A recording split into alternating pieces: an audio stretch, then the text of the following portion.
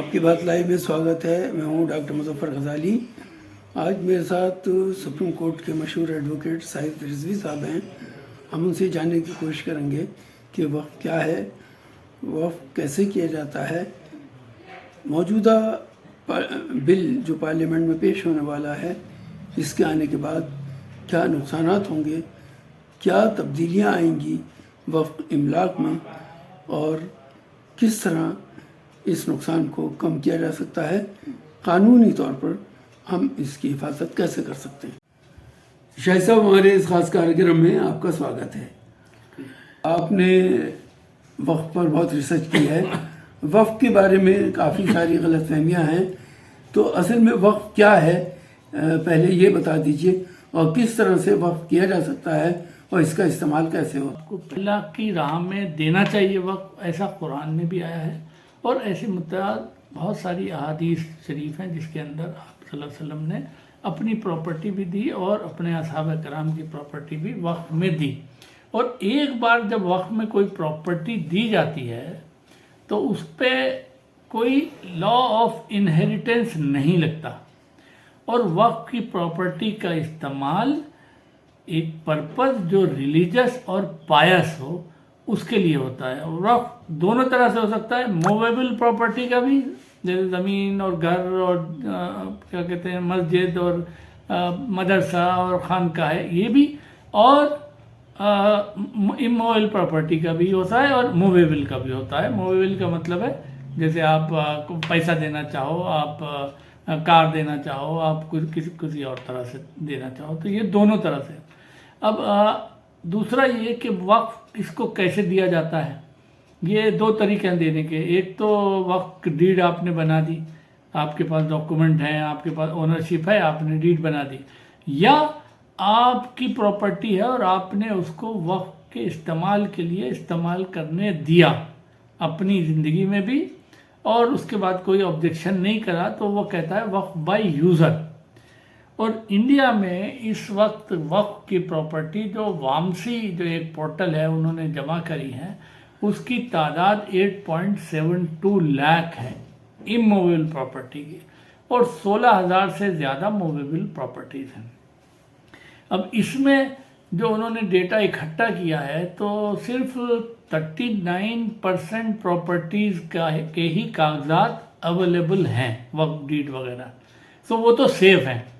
जो 61% प्रॉपर्टीज़ हैं वो उसके कागजात या तो अधूरे हैं या है नहीं, या क्या कहते हैं वो वक्फ बाय यूज़र में आती है। मतलब वो आप अगर देखेंगे कि वो यूज़ हुई है तो हो सकता है उनको बचाया जा सकते हैं। अब इस अमेंडमेंट में जो सबसे बड़ी चीज़ हुई है वो ये हुई है कि वक्फ बाय यूज़र को इन्होंने ख़त्म कर दिया, जिसकी वजह से ये 61% of 8.72 lakh properties are in danger. कम से कम इतनी प्रॉपर्टीज तो प्रॉब्लम में ही हैं। दूसरा, अब इन्होंने जो वक्फ कौन कर सकता है उस पे भी कंडीशंस लगा दी। मुसलमानों पे भी कंडीशन है कि 5 साल से आप इस्लाम फॉलो कर रहे हो तभी आप वक्फ कर सकते हो, इवन बाय रजिस्टर्ड डीड आज की डेट में। तीसरी बात जो हुई है इसके अंदर वो ये हुई है कि वक्फ की प्रॉपर्टीज़ का मैनेजमेंट वक्फ बोर्ड किया करता था, और वक्फ बोर्ड में मुस्लिम्स होते थे और वो अपनी प्रॉपर्टी किस तरह से मैनेज करना है वो उसको अच्छे से मैनेज करते थे। उसके अंदर कमियां हो सकती हैं, वो कमियों को दूर करा जा सकता है था। अब तक जितने भी अमेंडमेंट हुए हैं उसके अंदर वक्फ एक्ट को बेहतर और स्ट्रांग बनाने की कोशिश करी गई है। 1956 से जब से सेंट्रल एक्ट आया है कई बार अमेंडमेंट हुआ है। 82 में अमेंडमेंट हुआ है, 95 में अमेंडमेंट हुआ है, 2013 में अमेंडमेंट हुआ है। उसको एक ऐसा बनाया गया था कि वक्फ इंस्टीट्यूशन अपने आप में सेल्फ कंटेन्ड कोड हो, जिसमें कोई इशू आए तो एक ट्रिब्यूनल है जहाँ पे आप जाएं, आप अपना इशू उठाएं और अपना इशू सेटल करवाएं। तो वो एक इसे कहते हैं सेल्फ कंटेन्ड कोड। वक्फ एक्ट एक सेल्फ कंटेन्ड कोड था। फिर दूसरा कि वक्फ की प्रॉपर्टीज़ में ये तो पता नहीं होता है कि किसने कब कब्जा करा हुआ है, कब से। तो वक्फ बोर्ड को जब भी पता चलता था कि कोई प्रॉपर्टी वक्फ की है तो वो उसके ऊपर एक प्रोसीजर था, उसके तहत वो कार्रवाई करते थे और प्रॉपर्टी को लेने की कोशिश करते थे। अब आज की डेट में ये इशू भी ख़त्म कर दिया गया है। अब वक्फ में, वक्फ बोर्ड में भी और वक्फ काउंसिल में भी नॉन मुस्लिम्स को भी इंक्लूड किया गया है कि भाई ये भी पार्टिसिपेट करेंगे। लेडीज़ तो पहले से ही थी, उसमें कोई इशू नहीं है, वो कोई नया इशू नहीं है। सो मेरे हिसाब से जो सबसे बड़ा मुसलमानों का नुकसान होने वाला है वो जब वक्फ की डिफिनीशन को चेंज किया गया। अगर हमारे नबी सल्लल्लाहु अलैहि वसल्लम ने ये फरमाया कि ये वक्फ की प्रॉपर्टी पे कोई इनहेरिटेंस लॉ लागू नहीं होगा, ये प्रॉपर्टी बेची नहीं जा सकती, ये प्रॉपर्टी मॉर्गेज नहीं की जा सकती, ये प्रॉपर्टी सिर्फ और सिर्फ जो रिलीजियस और पायस पर्पज़ है उसके लिए ही इस्तेमाल होती है और इसकी इनकम इस्तेमाल होगी, प्रॉपर्टी कोई बेचने का हक नहीं था। इसको ही 2013 के वक्फ एक्ट में ये सारी चीज़ें इंक्लूड करी गई थी और इसको एक सीमलेस वेब बनाया गया था कि वक्फ पे कोई लिमिटेशन एक्ट नहीं लगेगा। जो प्रॉपर्टीज़ एनिमी की या एक्विजिशन की प्रॉपर्टीज़ थी वो भी कवर होती थी और वक्फ एक्ट को एक लॉ को एक ओवरराइडिंग इफेक्ट दिया था। इन्होंने जो इस नए अमेंडमेंट में ये सीमलेस वेब को तोड़ के ये तीनों के तीनों अमेंडमेंट हटा दिए, प्रोविज़न हटा दिए, जिससे प्रॉपर्टी वल्नरेबल हो गई। तो इसलिए मेरा मानना है कि वक्फ की प्रॉपर्टीज़ पे बहुत बड़ा एक झटका लगा है और अब आज की डेट में एक नया पोर्टल बनेगा, दोबारा से वक्फ की प्रॉपर्टीज़ जो है वो रजिस्टर कराइए, उसमें जो रजिस्टर्ड है उसमें और कितनी प्रॉब्लम आ सकती हैं वो आएगा। फिर तीसरा जो इम्पॉर्टेंट एस्पेक्ट है कि गवर्नमेंट के पास भी बहुत सारी वक्फ की प्रॉपर्टीज़ हैं। अभी 10 दिसंबर 2024 को गवर्नमेंट ने पार्लियामेंट में ये बताया कि वक्फ की 934 प्रॉपर्टीज गवर्नमेंट के कब्जे में। अब आज की डेट में इस अमेंडमेंट के तहत अब वो प्रॉपर्टीज वक्फ की प्रॉपर्टी नहीं करार दी जाएंगी, वो गवर्नमेंट की वो प्रॉपर्टी कहलाएगी जब तक ये कोर्ट ये डिसाइड ना कर दे या जो गवर्नमेंट अपॉइंटेड ऑफिसर ये डिसाइड ना कर दे कि ये किसकी प्रॉपर्टी है। तो ये सारी चीज़ें वक्फ की प्रॉपर्टीज़ को जो इलीगल इंक्रोचमेंट था उसको रेगुलराइजेशन कराने का एक प्रोविज़न और एक पूरा अटेम्प्ट हुआ है। गया कि साहब वक्फ की प्रॉपर्टीज इतनी सारी हैं कि डिफेंस और रेलवे के बाद सबसे बड़ी वक्फ की प्रॉपर्टी है, विच इज़ एब्सोल्युटली इनकरेक्ट। हमने जो रिसर्च करी है उसके हिसाब से तो सिर्फ 4 स्टेट्स में, तमिलनाडु और आंध्र प्रदेश, तेलंगाना और बिहार में नॉन हिंदू प्रॉपर्टीज़ 10.42 लाख हैं आज की डेट में। और आप इसको अगर एक्स्ट्रापोलेट करोगे तो पूरे हिंदुस्तान में कितनी होंगी वो आप उसको समझ सकते हो। वहाँ भी यही यूज़र का कॉन्सेप्ट में ही वो प्रॉपर्टीज़ बहुत सारी उनको प्रोटेक्शन मिला हुआ है। जहाँ वक्फ की प्रॉपर्टी है वो यूज़र वाला प्रोटेक्शन यहाँ से हटा दिया गया है, जो बहुत ही ज़्यादा घातक है। वक्फ अमेंडमेंट बिल जिस पर बहुत चर्चा हो रही है, आम आदमी ये नहीं समझ पा रहा कि इसके आने के बाद उसका क्या नुकसान होने वाला है या इससे क्या फ़ायदा होगा। देखिए सर, जैसे आपने ये पूछा कि इससे एक आम मुसलमान को क्या नुकसान होगा, तो आपकी नॉलेज के लिए और एक आम जनता की नॉलेज के लिए मैं ये बताऊं कि वक्फ की प्रॉपर्टीज़ में मसाजिद आती हैं, खानकाहें आती हैं, मदरसे आते हैं, कब्रिस्तान आते हैं। अब अगर आपकी मस्जिद है और उसके कागजात नहीं है आज की डेट में डेडिकेशन के, तो वो मस्जिद अब वक्फ की नहीं कहलाएगी, वो छिन जाएगी आपसे।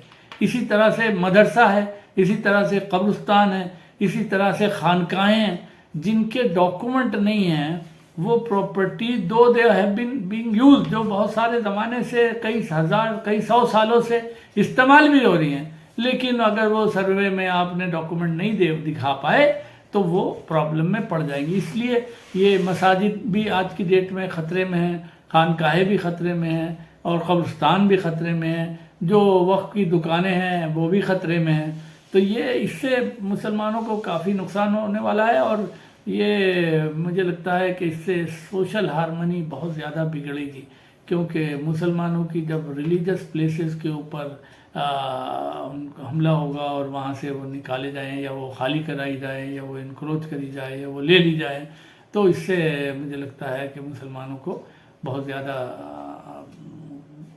आक्रोश हो सकता है और उस आक्रोश का एक असर जो सोशल फैब्रिक है उसके ऊपर पड़ेगा। तो शाहिद साहब, आपने बहुत तफसील से वफ़ के बारे में बताया। सवाल ये पैदा होता है कि इस वक्त जो मसला सामने है वफ़ के अमेंडमेंट बिल की वापसी का या उसके पास होने का, उसके लिए मुसलमानों को किस तरह फाइट करना चाहिए ताकि उनकी बात भी सरकार तक पहुंचे और सरकार उसके बारे में कोई फैसला ले सके। देखिए सर, इस अमेंडमेंट जो आया है इसके ख़िलाफ़ और इसके जो कमियां थी उसको बताने के लिए सरकार ने काफ़ी टाइम भी दिया। जेपीसी गठित हुई थी, उसमें मुस्लिम ऑर्गेनाइजेशन भी गई और दूसरी ऑर्गेनाइजेशंस भी गई हैं, उन्होंने अपना पॉइंट ऑफ व्यू रखा। वो उन्होंने माना या नहीं माना, अब लामोहला ये बिल तो जाना है, चाहे वो रिकमेंडेशन जेपीसी की कुछ भी होती, सरकार को अगर इसमें यही अमेंडमेंट लाने हैं जो वो लाए हैं तो वो ला सकते हैं डिस्पाइट जेपीसी की रिकमेंडेशन के बाद भी। अब ये मुस्लिम तंजीमों का काम है कि आज की डेट में तहम्मुल से काम लेके और वफद बना के जहाँ पर भी हम गवर्नमेंट से मिल सकते हैं और उनको अपनी बात समझा सकते हैं वो समझाने की कोशिश करनी चाहिए। दो तरीके हैं, आप मीडिया के जरिए करिए, आप इंडिविजुअल मीटिंग्स करिए।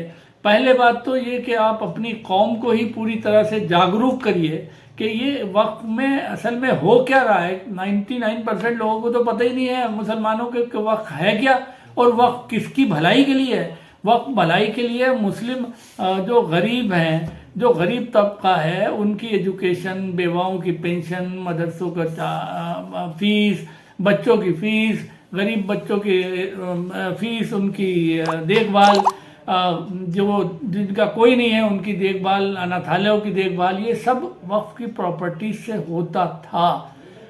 अब ये वक्फ की प्रॉपर्टी चली जाएंगी तो ये बहुत बड़ी मुसलमानों के ऊपर एक और बड़ी आपदा आ जाएगी कि वो टोटली प्रोटेक्शन लेस हो जाएंगे। बेवाएं, हजारों लाखों बेवाएं वक्फ की आमदनी से उनको पेंशन दी जाती थी। बहुत सारे जो मदरसों के और मसाजिद के मौलाना हैं, इमाम्स हैं, मौज़िन हैं, उनकी तनख्वाहें दी जाती थी और वैसे भी जो गरीब बच्ची हैं उनको हेल्प करी जाती थी। ये सब प्रोटेक्शन, ये सब चीज़ें अब वक्फ के बिल आने से काफ़ी कुछ इसके ऊपर असर पड़ने वाला है।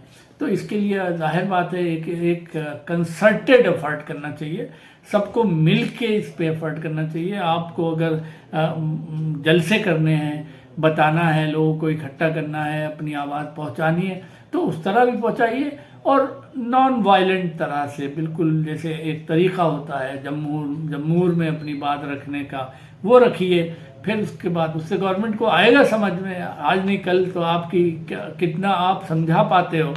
जैसे वसीम बरेलवी का एक शेर है कि कौन सी बात कहाँ कैसे कही जाती है, बात करने का सलीका हो तो सुनी जाती है। तो अगर आप अपना पॉइंट ऑफ व्यू अच्छे से रख पाए तो इंशाल्लाह गवर्नमेंट की समझ में आएगा। हो सकता है ये इसमें अमेंडमेंट आए और कम आए और कम घातक आए, आप कुछ कम कर सकते हो। दूसरा ये कि जो अमेंडमेंट है उसमें कुछ तो ऐसे दिख रहे हैं कि वो डायरेक्ट इंटरफियरेंस है हमारे रिलीजियस अफेयर्स पे, जो सुप्रीम कोर्ट के वेरियस आर्टिकल 25, 26, 29, 30, 301 इनका 300 इनका डायरेक्ट वायलेशन है।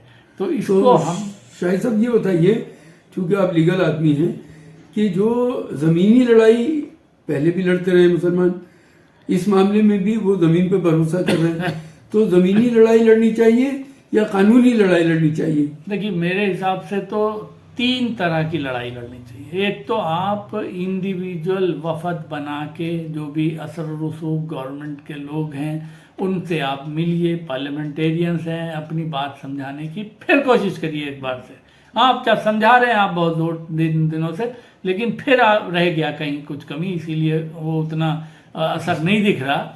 फिर दूसरा ये कि ये जो ज़मीनी लड़ाई की बात कर रहे हैं आप, लड़ाई के अलावा ज़मीनी आंदोलन आपका हो तो ज़्यादा बेहतर है। लड़ाई तो हम किसी से लड़ते नहीं, हम तो अपना हक है उस हक को उजागर कर रहे हैं अपनी कम्युनिटी में भी, और दूसरों को भी समझाने की कोशिश कर रहे हैं। अगर हमारे साथ अन्याय हुआ है तो सबको पता होना चाहिए कि अन्याय है और अन्याय क्या है, ये भी होना चाहिए। फिर तीसरी जो है वो अदालतें तो हैं ही हमारी देश की अदालतों में, जहाँ जहाँ भी हम जो भी उसमें ले सकते हैं स्टेप्स, वो हमें अदालतों में भी लेना चाहिए। अभी एक चीज़ ये देखने को मिल रही है कि मुस्लिम पर्सनल लॉ बोर्ड ने तमाम अक़लियतों को साथ लाने की कोशिश की है, जिसमें सिख हैं यानी सरदार हैं, बौद्ध हैं, ईसाई हैं, उनके अलावा दलित और आदिवासियों को साथ लाए हैं। फिर लाइक माइंडेड ऐसे लोगों को भी साथ लाए, गैर मुस्लिमों को जो इंसाफ पसंद हैं। तो इस कोशिश के बारे में आप क्या कहते हैं कि ये कोशिश किस तरह से और कारगर हो सकती है? हाँ, मुझे लगता है कि ये बड़ा अच्छा खुशाइंद स्टेप है। हम इस देश में रहते हैं, ये देश एक कोई किसी एक की जागीर नहीं है, और ये एक तरह से चमन है जिसमें हर तरह का फूल है। तो हमारे जो भाई साथ में रहते हैं वो भी उतने ही हम कंसर्न हैं। अगर हमारे साथ कोई अन्याय होगा तो मोस्टली पीपल आर कंसर्न। तो जो लाइक माइंडेड हैं, जिनको ये आपके दर्द का एहसास है, उनको साथ में लेकर चलना मुझे लगता है बहुत अच्छी बात है, और इससे सोशल हम आहंगी बढ़ेगी, और जो बात है वो जहाँ पहुँचनी चाहिए वो अच्छी तरह से पहुँचेगी। किस तरह से संविधान का वायलेशन होता है इस बिल के जरिए? देखिए, मेरा जो मैं मोटा मोटे 2-3 पॉइंट, वैसे तो बहुत सारे हो सकते हैं, 2-3 पॉइंट आपको इंडिकेट कर देता हूँ कि सेक्शन आर्टिकल 25 में हमें प्रोटेक्शन है right to religion and religious worship and maintaining our affairs, religious affairs. तो उसका अब वक्त का जो कॉन्सेप्ट है वो शरीयत से लगता है, और शरीयत एप्लीकेशन एक्ट 1937 का है, उसके सेक्शन 2 में भी वक्फ को इंक्लूड किया गया है कि it is a part of शरीयत। तो आज से नहीं, बहुत शुरू से ही है। दूसरा हदीस है हमारे पास, कुरान की आयत हैं जिसमें ये दिखता है कि ये इंटीग्रल पार्ट है हमारी शरीयत का। इसमें डायरेक्ट इंटरफेरेंस नहीं हो सकता किसी का, ऐसा मेरा मानना है। दूसरा ये कि वक्फ बाय यूज़र और ये आर्टिकल 14 का टोटली वायलेशन है, क्योंकि अगर दूसरे धर्मों में आप इसका इस्तेमाल कर रहे हैं, number of supreme court judgment, तो हमें इस राइट से कैसे डिनाई कर सकते हैं। दूसरा ये वक्फ बाय यूज़र, तो ये सारी मसाजिद तो खानकाहें तो सैकड़ों साल पुरानी है, उसमें किसी के पास डॉक्यूमेंट होगा ऐसा मुझे लगता नहीं है। तो ये एक कॉन्सेप्ट एक रिडिकुलस होकर रह गया है कि वो मसाजिद जो 400 साल से हैं उसमें आप आज की डेट में डॉक्यूमेंट मांगे और वो मिल जाए, ऐसा पॉसिबल नहीं है। और ये आर्टिकल 14 का, इसमें मंदिरों पे भी वही लागू होता है, गुरुद्वारों पे भी वही लागू होता है, और जो रिलीजियस प्लेसेस हैं उन पे भी उसी तरह से लागू होता है। तो हमारे साथ ये डिस्क्रिमिनेशन नहीं होना चाहिए। फिर जो रिलीजियस प्लेसेस दूसरे धर्मों की हैं वो मैनेज होती हैं उनके ही लोगों से इस देश में, और कानून के तहत सारे कानून जो बने हुए हैं, चाहे वो हिंदू रिलीजियस एंडाउमेंट एक्ट हो, चाहे वो गुरुद्वारा प्रबंधक कमेटी हो, उसमें सिर्फ और सिर्फ उसी रिलीजन का आदमी होगा जिस रिलीजन की प्लेस का बंदोबस्त हो रहा है। वक्फ के साथ ऐसा क्यों हो? तो ये भी एक पॉइंट है जो डिस्क्रिमिनेशन का पॉइंट बनता है इसके अंदर। शाहिद साहब, मेरा आपसे आखिरी सवाल ये है कि एक कानून हमारे भारत में है, प्लेसेस ऑफ वर्शिप एक्ट, उस पर इस बिल के आने के बाद क्या असर पड़ेगा? देखिए, प्लेसेस ऑफ वर्शिप एक्ट और वक्फ एक्ट दोनों they relate to places which belong to Muslim community, दोनों ही। अब प्लेसेस ऑफ वर्शिप एक्ट को भी, हालांकि बाबरी मस्जिद के केस में 5 जजेस ने उसको उसकी कॉन्स्टिट्यूशनल वैलिडिटी अपहोल्ड करी थी और यहाँ तक कहा था कि इसको तो पार्लियामेंट भी अब टच नहीं कर सकती, इतना सुप्रीम कोर्ट इतनी दूर जाके भी बोला था। उसके बावजूद भी उसकी कॉन्स्टिट्यूशन वैलिडिटी चैलेंज हुई है और वो सुप्रीम कोर्ट में पड़ी हुई है। उसकी वजह से भी वो भी it also relates to all those places, उसको रोकने के लिए ही ये कोई हंगामा ना हो। गवर्नमेंट ऑफ दैट टाइम उन्होंने 1947 में वो नेचर ऑफ प्रॉपर्टी जो है वही रहेगी, उसको चेंज नहीं किया जा सकता, ऐसा वो बनाया था एक्ट। बट उसको भी चैलेंज करा हुआ है, वो सब्जेक्ट मैटर ऑफ रिव्यू है सुप्रीम कोर्ट के पास, तो उसमें बोलना मेरे लिए ज़्यादा सही नहीं है। ये दोनों एक्ट ऐसे हैं कि they essentially relate to properties belonging to Muslims, whether they are खानकाज, मॉस्क और any other religious place. So इसका दोनों का मिला के क्यूमुलेटिव इफेक्ट और डेंजरस है। बहुत बहुत शुक्रिया हमारे साथ बात करने के लिए।